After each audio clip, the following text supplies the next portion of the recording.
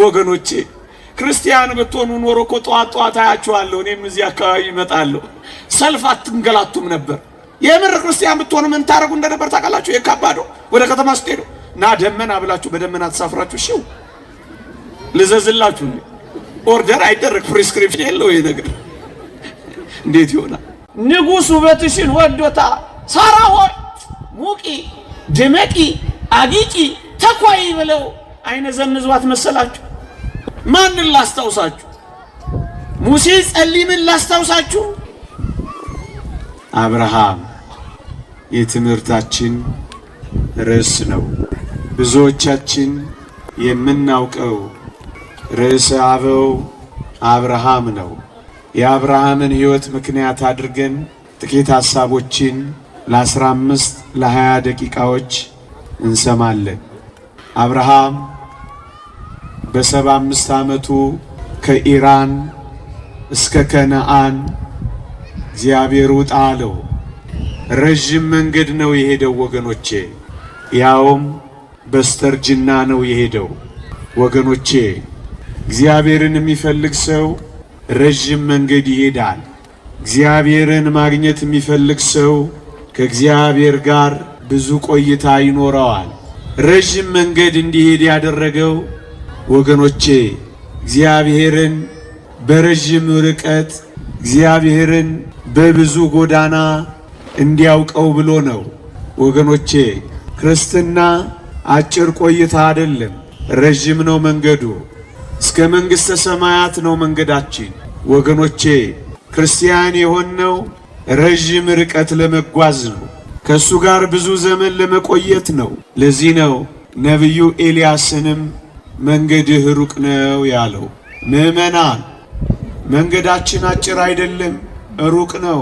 መንገዳችን ቅርብ አይደለም፣ ረጅም ነው። እስከ መንግሥተ ሰማያት ነው፣ እስከ ቅድስና ነው፣ እስከ ንጽሕና ነው። እግዚአብሔርን በትንሽ ጊዜ ቆይታ አይገኝም። መታችሁ ተሳልማችሁ ብቻ ከሄዳችሁ እግዚአብሔርን እንዴት ታውቁታላችሁ? ቁጭ ብላችሁ ካልተማራችሁ፣ የእግዚአብሔርን ቃል ካላጠናችሁ፣ ብዙ ቆይታ ከሌላችሁ ደረስ መለስ በማለት እግዚአብሔር አይታወቅም ወገኖቼ። እግዚአብሔርን ያገኙት ከእግዚአብሔር ጋር ብዙ የቆዩ ናቸው። ግድ የላችሁም፣ መንገዳችን ረዥም ነው። አዎ ክንፍ እስክናወጣ ድረስ ነው ክርስቲያን የሆንነው።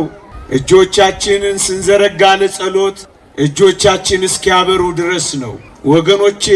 ክርስቲያን የሆንነው ረዥም ርቀት እንድንጓዝ ነው። በደመና የሚበሩ አሉ፣ የንፋስ ሹክሹክታ የሚሰሙ አሉ።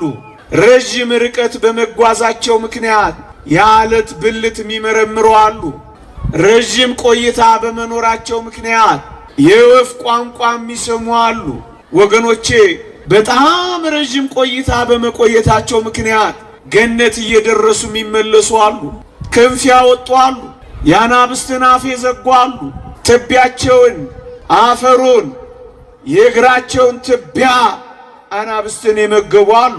ረዥም ቆይታ በመቆየታቸው ጥልቅ መንፈሳዊ ሕይወት በመኖራቸው በአንድ ቀን አርሰው፣ በአንድ ቀን አብቅለው፣ በአንድ ቀን አጭደው፣ በአንድ ቀን ጎተራ የከተቱ አሉ ወገኖቼ። ረዥም ርቀት እግዚአብሔርን ጋር በመጓዝ ስላገኙት በትር ያለመለሙ አሉ ወገኖቼ። እግዚአብሔርን ቃል በቃል ያነጋገሩ አሉ። ምን ልንገራችሁ? ረዥም ጊዜ ከእግዚአብሔር ጋር ከቆያችሁ እግዚአብሔርን ታገኙታላችሁ። ደረስ መለስ፣ ያዝ ለቀቅ፣ ገባ ወጣ፣ ነካ ነካ እያረጋችሁ የደርሶ መልስ ሕይወት ካላችሁ በሱባኤ ረዥም ጊዜ፣ በጸሎት ረዥም ጊዜ፣ በአገልግሎት ረዥም ጊዜ፣ በማስቀደስ ረዥም ጊዜ ካልቆያችሁ እንዴት እግዚአብሔርን ታገኙታላችሁ ወገኖቼ? በጣም ከዝቅታ ወደ ረዘመው ከፍታ የሄዱ ሰዎች እንዳሉ ታውቃላችሁ። ማንን ላስታውሳችሁ? ሙሴ ጸሊምን ላስታውሳችሁ ወገኖቼ። ኪስ አውላቂ፣ ማጅራት መቺ፣ ደረጃ አንድ ወንበዴ የነበረው ሰው ሰይፍ እየሰነዘረ ደም ያፈስ የነበረ ሰው በመጨረሻ ሕይወቱ ምን እንደሆነ ታውቃላችሁ? ያስደንቃል። እጆቹን ሲዘረጋ ደመናትን እየቆረጠ ዝናማትን ማፍሰስ ነው የጀመረው። አያችሁ፣ በገድል ተቀጠቀጠ፣ በትሩፋት በረታ፣ ዝናማትን የሚያመነጭ ሆነ። ወገኖቼ ሰርቆ ይበላ የነበረው ይህ ሙሴ ጸሊም አባ ኤስድሮስ የሚባል አባት ወገኖቼ መላእክት መጥተው ማር ሲመግቡ ታየ በራእይ። ሰርቆ ከመብላት በመላእክት እጅ እስከ መድረስ ደረሱ። አያችሁ ርቀቱን። እንዲህ ካለ ውንብድና እንዴት ወዳለ ቅድስና እንደደረሰ ተመልከቱ። ወጣቶች ሆይ የትኛውም የደከመ ሕይወት ውስጥ ሆናችሁ ግን ከእግዚአብሔር ጋር ከቆያችሁ ግድ የላችሁም። መላእክት እስኪመግቧችሁ ትደርሳላችሁ። ግድ የላችሁ። ክንፍ ታወጣላችሁ። ግድ የላችሁ። ሰውነታችሁ እንኳን ሳይቀር እሳት ይሆናል፣ ነፍሳትን ያቃጥላል። አያችሁ ረዥም ርቀት ማለት። ለነገሩ ነው እዚህ የመጣችሁት ወይስ አብራችሁ ልትቆዩ ነው ከእግዚአብሔር ጋር? እግረ መንገድ ነው የምታልፉት ወይስ አብራችሁ ልትጓዙ ነው የመጣችሁት? የዘላለም ሕይወታችሁ ልታደርጉት ነው ወይስ እንደ ወረት ነው እግዚአብሔርን የምታዩት?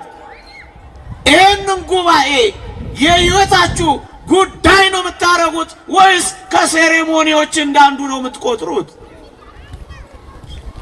ማርያም ግብፃዊትን ልተርክላችሁ ወገኖቼ። እጅግ አጸያፊ በሆነ ሴተኛ ዳሪነት ሕይወት ትኖር ነበር። ኢየሩሳሌም መስቀሉን ከሚሳለሙ ወንዶች አንዱን ባወጣ አንዱን ባገባ አለችላችሁና እነሱ ሊሳለሙ ሲገቡ እሷም ድርግም ልትል ፈለገችላችሁ። ከዚያስ የማታውቀው ኃይል ይገፋት ጀመረ። ልግባ ስትል ያባረራት ጀመረ። ልለፍ ስትል ይከለክላት ጀመረ። ሌሎቹ ሲገቡ እሷን ያስቀራት ጀመረ። ከዚያስ አንዳች ነገር እንደጎደለባት ገባት። የተከለከላችሁ ሰዎች የጎደለባችሁ ነገር ኖሮ ይሆን? የዘገያችሁ ሰዎች እናንተ ዘግይታችሁ ይሆን? የቀረባችሁ ሰዎች እናንተ አስቀርታችሁበት ይሆን? አቤት ቸርነቱ! ምንኛ ነው ያልገፋንኛ! ምንኛ ነው ያላባረረንኛ! ምንኛ ነው የተሸከመንኛ! እንዴት ዝም አለ? ቸርነቱ እኮ ነው። ከነ በደላችን፣ ከነ ድካማችን፣ ከነ ስንፍናችን ገፋ። ማርያም ግብፃዊትን ስንክሳራችን ሚያዝያ 7 ይተርካል። ከዚያስ ወደ ውስጧ ተመለከተች።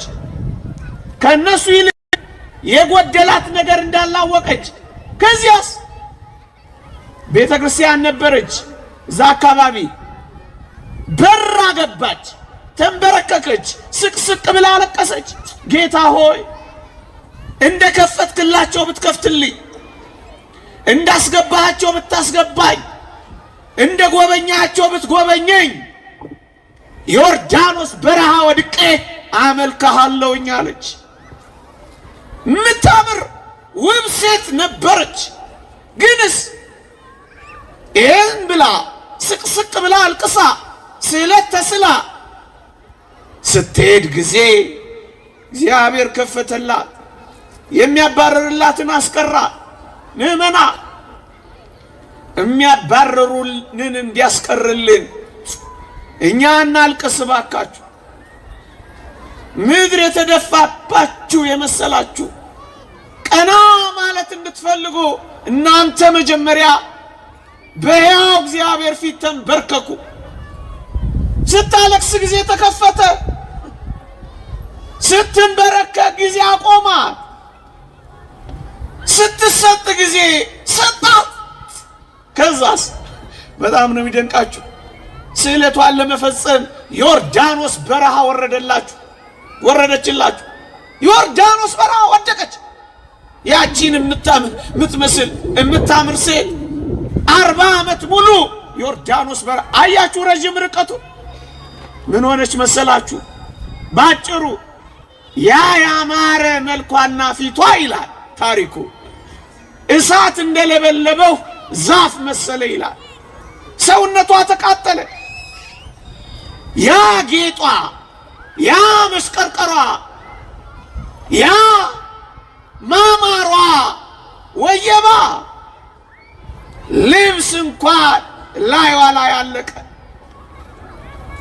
እሳት ፀሐይ ስለሚበላው እርቃኗን ቀረችላችሁ። አቤት ከድምቀት እንዲህ ካለ ድምቀት እንዴት ወዳለ ራቁትነት! አያችሁ ርዝማኔውን። ምን ፈቀቅ ብለሃል ወንድሜ ሆይ? ምን ፈቀቅ ብለሻል እህቴ?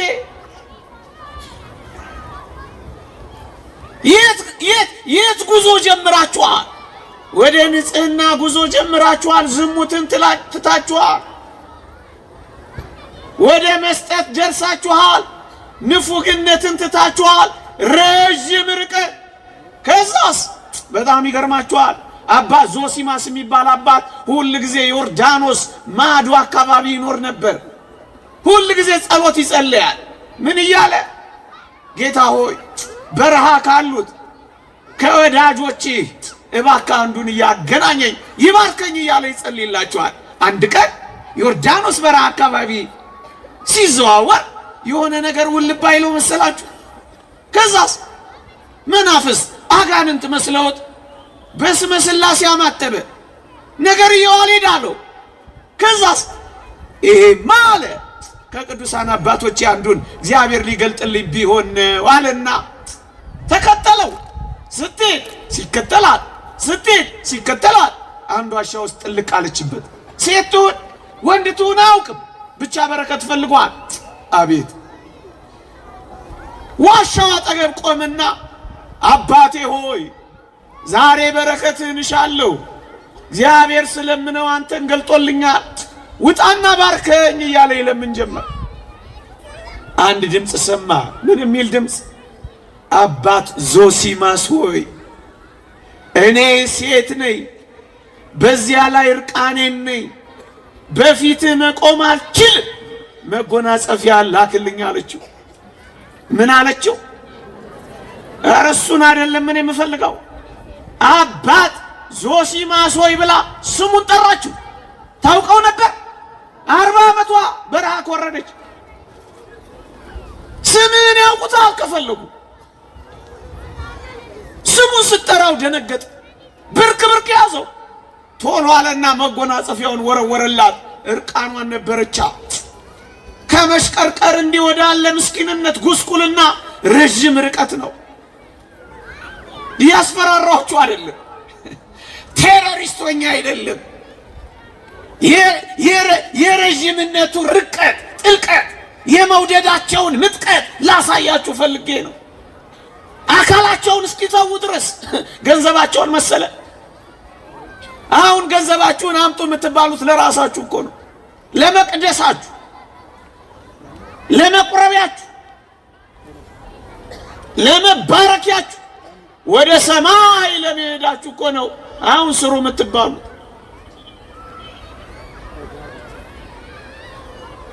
መጎናጸፊያውን ላከላት።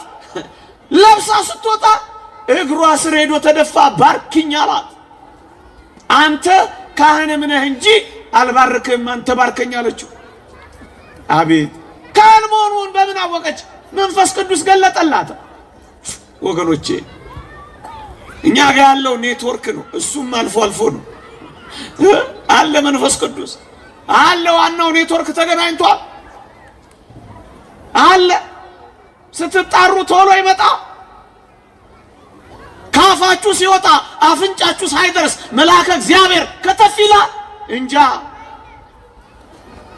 ተንበረከከ፣ ተደፋ እግሯ ስር። ከዚያስ ባርኪኝ ብሎ ተንሰቀሰቀ። ካህንን ባርከኝ አለችው። አልባርክም፣ ባርከኝ፣ አልባርክም፣ ባርከኝ። በዚህ ዘመን ካልባረኳችሁ እያሉ የሚጮሁ አሉ አይደል? ሳይሰጣቸው እንደተሰጣቸው ትዕቢተኞች፣ ግብዞች። አንዳንድ ደፋሮች አሉ ደግሞ ረክሳችኋል የሚሉ። እግዚአብሔር ይቅር ይበላቸው። አልባርክም፣ ባርከኝ አለችው። ከዚያስ እሺ አብረን እንጸልይ አላት። እሷ ፊት እሱ ከኋላ ሆነው ጸሎት ጀመሩላችሁ። እጆቿን ዘርግታለች። ገና ጸሎት እንደጀመረች አንድ ክንድ ከስንዝር ከመሬት ከፍ አለች። አባ ዞሲማስ ግንባሩን ቀበረና ያለቅስ ጀመረ። ምክንያቱም እሱን ግራቪቲ ጥርቅም አድርጎ ይዞታል። እሷስ ግራቪቲ ያዛት፣ እናንተ ፊዚክስ ያዛት፣ ቡያንት ፎርስ ያዛት፣ ዲስፕሌስመንት ፎርስ ያዛት። ምንድነው ግራቪቲ? ከፍ ወገኖቼ፣ ክርስቲያን ብትሆኑ ኖሮ እኮ ጧት ጧት አያችኋለሁ። እኔም እዚህ አካባቢ እመጣለሁ። ሰልፍ አትንገላቱም ነበር። የምር ክርስቲያን ብትሆኑ ምን ታረጉ እንደነበር ታውቃላችሁ? የካባዶ ወደ ከተማ ስትሄዱ ና ደመና ብላችሁ በደመና ተሳፍራችሁ ሽው ልዘዝላችሁ። ኦርደር አይደረግ፣ ፕሪስክሪፕሽን የለው ይሄ ነገር። እንዴት ይሆናል? ጠቋይ ቤት አላስኬደውም፣ መተተኛ አላስፈለገውም፣ ስርቆት አላስ ልመጽውት ቢለው እንኳን አንዳች ነገር አልፈልግም ነው ያለው። ስትራቡ ስመ እግዚአብሔርን አትርሱ ባካችሁ። አሁን ከባድ ኑሮ እንደምትኖሩ እናውቃለን። እግዚአብሔርን መተው አይደለም መፍትሄው። የዓለምን አምሮትና ምኞት መከተል አይደለም መፍትሄው። ስመ እግዚአብሔርን ይጠራ፣ መስዋዕት ይሰዋል፣ እየተራበ እንኳን ሳይቀር ድሃ ያጠግባል። በቃ ሁሉ ነገር የተገላበጠ አይምሰላችሁ። ምግብ ስታጡ፣ መጠጥ ስታጡ፣ ስትቸገሩ አብርሃምን እዩት። በችግር ጊዜ እግዚአብሔር ነው፣ በመሰደድ ጊዜ እግዚአብሔር ነው። የታለኝ እግዚአብሔር ብሎ ያማው መሰላችሁ? አላማው የበለጠ አመነው። ጥሩት እግዚአብሔርን። ምዕመናን፣ እግዚአብሔር በአንድ ቀን በበላችሁት 40 ቀን ሊያኖራችሁ ይችላል። ምዕመናን፣ እግዚአብሔር ባትበሉም እንኳን እንደበላችሁት አድርጎ እንዲሰማችሁ የረሃብ ስሜታችሁን እንኳን ሊያጠፋ ይችላል። የግድ መብላት አለብን አትበሉ። ደስታችሁ ከውጭ ነው የሚመጣው። ከእግዚአብሔር ጋር ስትሆኑ የእግዚአብሔር ክብር ያጠግባችኋል። እና ያለን አይተናል እኮ 55 ቀን የአብይ ጾምን በውሃ የሚጾሙ እኮ እናውቃለን። እንሰማለን እኮ አንዳንድ ወጣቶች እህል ከበላው 3 ቀኔ ነው ግን ምንም የረሃብ ስሜት የለኝም ይሉና። አየ እግዚአብሔር ካለ ጤፍ መግዣ ላይኖር ይችላል፣ ግንስ ላትራብ ትችላለህ። የአባት እኮ እንዳለው ነው። የረሃቡ ጠኔ ባስቸገረኝ ጊዜ ጸሎት ስጸልይ ያጠግበኝ ነበር ይላል። ውርጩ ሲመታኝ ልብስ ባጣው ጊዜ ጸሎትን ስጸልይ መንፈስ ቅዱስ ያሞቀኝ ነበር ይላል። የኛ አምላክ እኮ እንዲህ ነው ምዕመናን። በችግር ጊዜ አይተውም፣ በረሃብ ጊዜ አይረሳም። አንድ ሁለተኛ፣ እግዚአብሔር በችግር ጊዜ እንዳለ የተወው ሰው አለን? የለም። ሲራክ ነው ይህን የሚለው። በመከራ ውስጥ እንዳለ የጣለው ሰው አለን? የለም። ለዚህ ማሳያው ማን ነው? አብርሃም በችግር ጊዜ ተሰዶ አልነበረ? ሁለተኛ ምን ሆነ መሰላችሁ? እግዚአብሔር ባረከው። ሲመሽ ባረከው፣ ሲጠብቀው ባረከው፣ ሲያመሰግነው ባረከው። እየጨመረ እግዚአብሔርን ሲወደው በከብት መንጋ በብር በወርቅ ባረከው ይላል። እግዚአብሔርን ጠብቁት ምእመና፣ አታቋርጡት ምእመናን፣ አትተዉት ምእመናን፣ ጀርባ አትስጡት ምእመናን። በፍኝ ጥሬ በኩባያ ውሃ በሚቀደድ ጨርቅ አትመዝኑት፣ ጠብቁት። እግዚአብሔርን በመተማመን የምትጠብቅ ነፍስ አፍራ አታውቅም፣ ጠብቁት። ባረከው። እጅግ የሚገርመኝ እዚህ ጋር ነው። እግዚአብሔር አብርሃምን አሁን ባልኳችሁ በረከት ባረከው፣ በከብት መንጋ ባረከው፣ ስፍራ እስኪያጣ ድረስ ባረከው። አንተ ከታመንክለት እየነቀነቀ እየጠቀጠቀ በቅፍ ይሞላልሃል፣ ጠብቀው። ከዛስ በጣም ይደንቃችኋል። ባለጸጋ ሲሆንም እግዚአብሔር ላይ አልተለወጠበትም። መንጋ ሲበዛው እግዚአብሔርን አረሳው። ምእመናን በድህነት ብቻ አይደለም በባለጠግነትም እግዚአብሔርን የሚረሱ አንዳንዶች አሉ። መጽሐፍ ቅዱስ እንዲህ ይላል፣ በበላህና በጠገብክ ጊዜ ያልተከልካቸውን ወይኖች ያልማሳቸውን ቦዮች ባገኘ ጊዜ አምላክን እግዚአብሔርን እንዳትረሳ ተጠንቀቅ ይላል። ስንቶች ረስተውታል። ፎቅ ሲገነቡ የረሱት፣ ፎቃቸውን እንደ መንግሥተ ሰማያት የቆጠሩት፣ ሲወልዱ የረሱት፣ ስለት ተስለው ሲደርስላቸው ጀርባ የሰጡት ስንት ናቸው? ጥጋብ ያስረሳቸው። ከተራበ ይልቅ ለጠገብ አዝናለሁ እኮ የሚለው ይሄንን ነው ወገኖቼ። አብርሃም በበረከት ሲባርከው ምን እንዳደረገ ታውቃላችሁ? አስቀድሞ ስለት ወደ ተሳለበት ቃል ኪዳን ወደ ተገባበት እየቸኮለ ሄደ ነው የሚለው።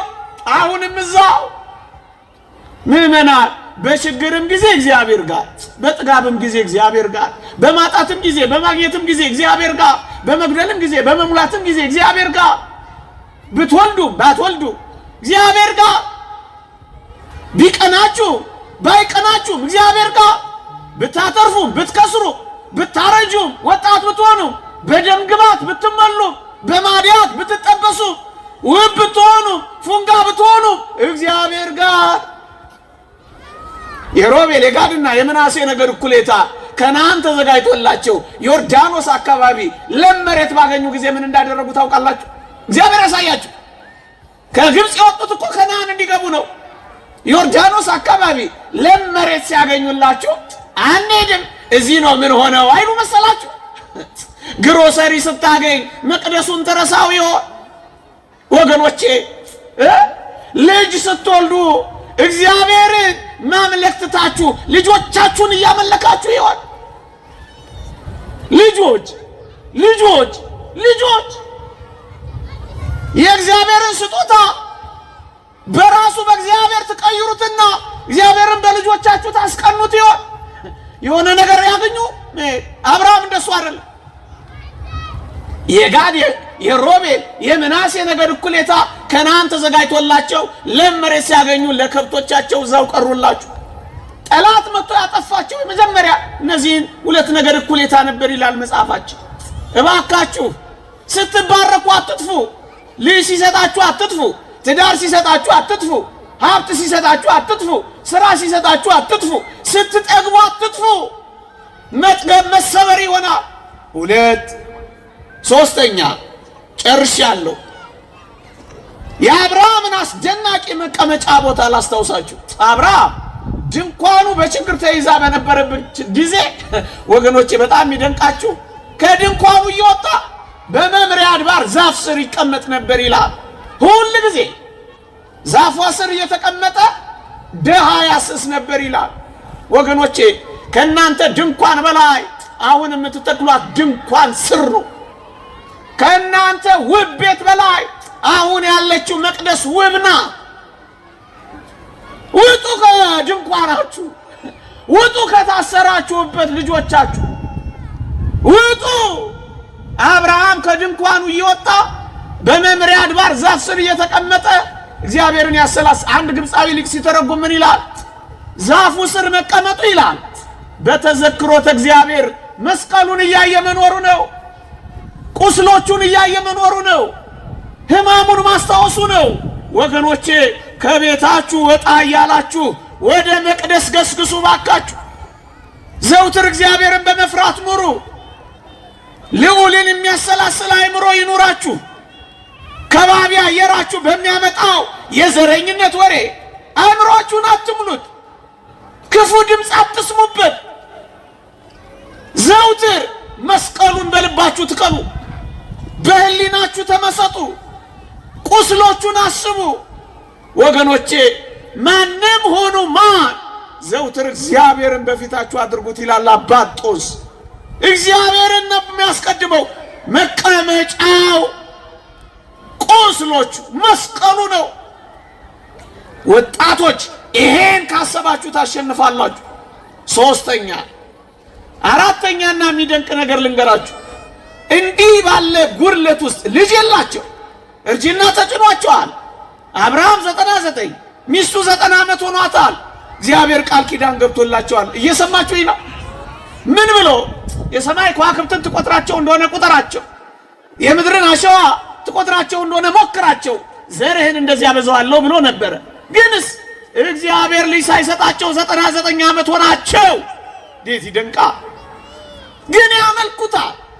ይቅርብ፣ ምንም ነገር ይቅርብህ። እግዚአብሔር ብቻ ይኑርህ። እሱ መጥቶ የሚሰጥ ስጦታ ከእግዚአብሔር የሚለይ ከሆነ ግድ የለም፣ እግዚአብሔር ያዘግየው። ምዕመናን ግን በጣም ይደንቃችሁ። እኔ እዚህ ጋር የሚመስጠኝ ምን እንደሆነ ታውቃላችሁ? እሱ አገልግሎቱን አላቋረጠም። ሚስቱም አልነዘነዘችውም። በጣም ነው ይደንቃችሁ። እንዴ አንተ እግዚአብሔር እያለች ሚስቱ ሳራ አላማችሁም። ቃል ኪዳኔ የታል እያለች አልወተወተችውም። ስቃይ አላበላችሁም። አቤት እናንተ ሚስቶች ሆይ! ሰው የሚሰራው ልጅ የሚሰጠው እግዚአብሔር ነው። ባል ከየት ያመጣልና ነው መከራ የምታበሉት? ማህፀንን የሚከፍተው ጽንስን የሚፈጥረው ደምን የሚያረጋው አጥንትን የሚሰካው እግዚአብሔር ነው። ሚስት ምን ታርግና ነው የምትጨቀጭቃት? የለም ጭቅጭቅ እኮ። አንድ ቀን የተጣሉት በምን እንደሆነ ታውቃላችሁ? እሱም ሳራ የተቆጣችው በምን እንደሆነ ታውቃላችሁ? አጋር ከአብርሃም ወለድኩ አለችና ሳራ ናቀቻት። ያን ጊዜ ነው ያስቆጣቻት። ያን ጊዜ ነው ሳራ የተቆጣችው። ምን ታንከራተተኛለህ ጁጁ ሽማግሌ ያለችው መሰላችሁ? ወይ ልጅ አትሰጠኝ አታስታቅፈኝ ወይ ሀብት የለህ ያለችው መሰላችሁ? የታለ ቃል ኪዳን ብላ የሞገተችው መሰላችሁ? ደሞ ድሃ እየሰበሰበልኝ ይመጣል አፍርም እንዴ አላለችውም? ራሷ ታገለግላለች ድንኳኗ። ሚስቶች ሆይ አገልግሉ ባካችሁ። እናቶች ሆይ ጎረቤቶቻችሁን አገልግሉ። እስኪ ተረዳዱ። ተስፋ የሚቆርጡ ወጣቶችን ተስፋ ብትሰጡ ኖሮ እንዲህ አይነት ደስ የማይሉ ዜናዎችን አንሰማም ነበር። መፍትሄው እጃችን ላይ፣ ችግሩ አፍንጫችን ስር ነው። መስራት ግን አልቻልንም። የተራቡ ካሉ ሰብሰብ በሉና አብሉ። ሶስቴ የምትበሉ አንድ ቀንሱና አጉርሱ። ኑሮ ማለት ክርስትና ማለት እኮ እንደዚህ ነው። ይሄው አንድ ኮንዶሚኒየም ውስጥ ተሳሰቡ እንጂ ኦርቶዶክሳውያን። የጠዋት ለማኝ እንኳን ለማታ ድሃ ለማኝ እንዲሰጥ እኮ ታዟል። ጾም የምትጾሙት እኮ አጠራቅማችሁ እንድትበሉ አይደለም፣ እንድትመጸውቱት እኮ ነው። ምዕመናን ድንኳኗን ታገለግላለች፣ ቤታችሁ ታገለግላለች ወይስ ትፈነጥዛለች? እናንተ ፊልም ነው የሚታይባት ወይስ ዕጣን ነው የሚያርግባት? ጸሎት ነው የሚደረግባት ወይስ ደስ የማይሉ እርቃን የወጡ ዳንሶች ነው የሚሞሉባት? ደጋግ የቅዱሳን ስዕላት ነው ያሉባት ወይስ በእናንተ ፎቶና ጌጥ ያማረች ናት? ደግሞ ሄዳችሁ ገንጥሉት ማለት አይደለም። ሳራም ታገለግላለች። እናንተ እኔ አንድ የሚደንቅ ነገር ልንገራችሁና ላብቃ። 20 ደቂቃ ብዬ 20 ቀን ላረገው ነው መሰለኝ። እየሰማችሁኝ ነው? እኔ ሳራ በጣም የምትደንቅ እናት መሆኗን የምታውቁት አቤሜሌክ የሚባል ንጉሥ በስደት ሳሉ በጣም ወደዳትና ወሰዳት። የንጉሱ አገልጋዮች መጥተው ንጉሱ ውበትሽን ወዶታ፣ ሳራ ሆይ ሙቂ ድመቂ አጊጪ ተኳይ ብለው አይነ ዘንዟት መሰላችሁ? ወጣቶች ወይ በእናንተ ቋንቋ እቴቴ ነው የምትሉት? ጸጉርሽ ወርዶ ይጠቀለላል እንደ ዘንዶ እያሉ እየሰበኩ ስንቷን ሴት ዘርግፈዋት ይሆን? ሰበኳ ንጉሥ ቤት ሊያስገቧት እኮ ነው። አቤት ምን አይነት ደንቅ ሴት ናት! ምን እንዳለች ታውቃላችሁ? ከንጉሱ ቤተ መንግስት የጁጁ ደሃ ባባ ድንኳን የመረጠችው። የኃጢአት ህንፃዎች ምን ያደርግላችኋል? እናቱ እህቶቼ፣ ወጣት እህቶቼ ምን ያደርግላችኋል? ሰርቃችሁ የምትከብሩት ምን ያደርግላችኋል? የደም ህንፃ ምን ያደርግላችኋል? የግፍ ህንፃ ምን ያደርግላችኋል? ምን ያደርግላችኋል? ምን ያደርግላታል? ሳራ የእሷ ናፍቆት የባሏ ድንኳን። የባልሽ ድህነት አይበቃሽም? ሌላ ምን ያስቀላውጣ? ንጽህና አይሻልሽም? ምን እንዳደረገች ታውቃላችሁ? ሙቂ ገድለ ሳራ እኮ ነው የሚተርከው። ሙቂ ባሏት ፈንታ ልብሷን ቀደደች። አጊጪ ባሏት ፈንታ አመር ነሰነሰች። ተኳይ ባሏት ፈንታ አለቀሰች። ከባሏ መለየት አልወደደችም። ድል አደረገች። ዋትነካትና አለዋ ይቆየኝ። እንዲህ ነው ኑሮ፣ እንዲህ ነው ጽናት። ኋላ ላይ ሥላሴ የተገለጡለት ምዕመናን ይመጣሉ። ትንሽ ልንጠብቅ እንችላለን። እግዚአብሔር ግን መምጣቱ አይቀርም። እውነት አሰብ። አዎ በሰርጅና ልጅ አስተቀፈው ከሞተ ማንጸኗ ከሞተ ድንጋይ ከሆነ በኋላ እግዚአብሔር አለመለመው። ይችላል አይችልም? አደረገው እግዚአብሔር። ይቆየ